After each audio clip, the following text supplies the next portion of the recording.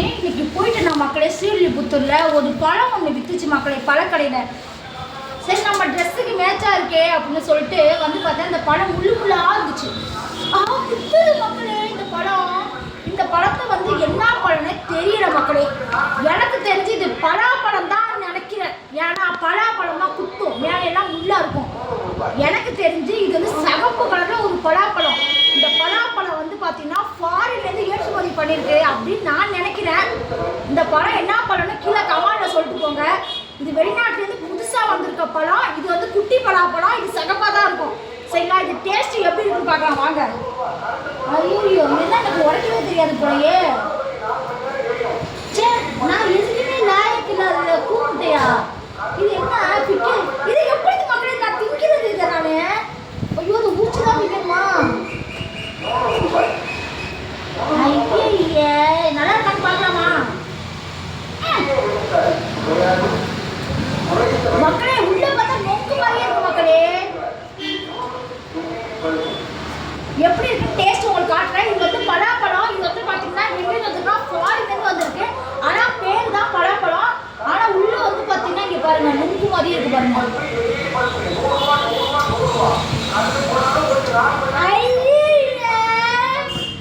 என்ன புளிக்குது?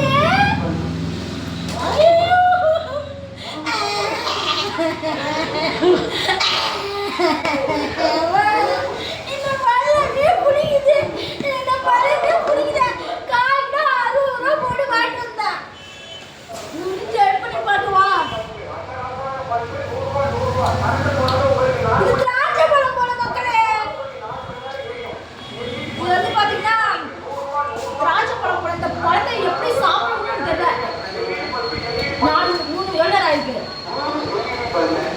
3 நிமிஷம் நான் முடியும். இதில் சாப்பிட்டு காட்டுறேன்.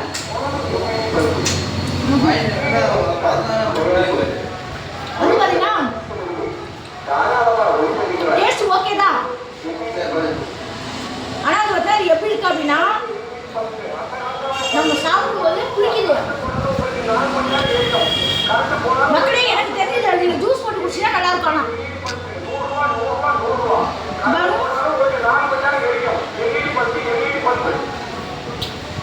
நாங்கள் நொங்கு எப்படி சாப்பிடுவோமோ அந்த மாதிரி ஒரு டேஸ்ட் இருக்கு.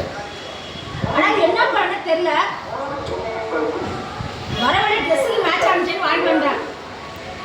என்ன பண்ண கமெண்ட்ல சொல்லிட்டு எப்படி சொல்லிட்டு நீங்களே சொல்லுங்க. ஏன்னா உங்களுக்கு 3 நிமிஷம் 20 செகண்ட் வந்துச்சா? ஏன்னா ஷார்ட்ஸில் விழுந்துடும். பல்லு மெல்ல உள்ள மக்களே. கொழுப்பு மாதிரி இந்த கொழுப்பு இருக்குல்ல அந்த இளநீ அது மாதிரி இருக்குது. வாழை வச்சு பேசாமல் அடக்கிட்டே இருக்கலாம்.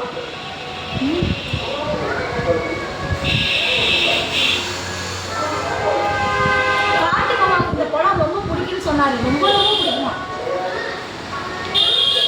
கார்த்திக்கு பிடிக்குன்னு சொன்னாங்க இந்த பழம். அப்படி அதனால கார்த்திக் எவ்வளோ கேவலமான பழம் சாப்பிட்றான் பாருங்க. இந்த வீடியோ கட் பண்ணதுக்கு அப்புறம் தான் நான் கார்த்தியை வண்டவந்தையாக கேட்பேன்.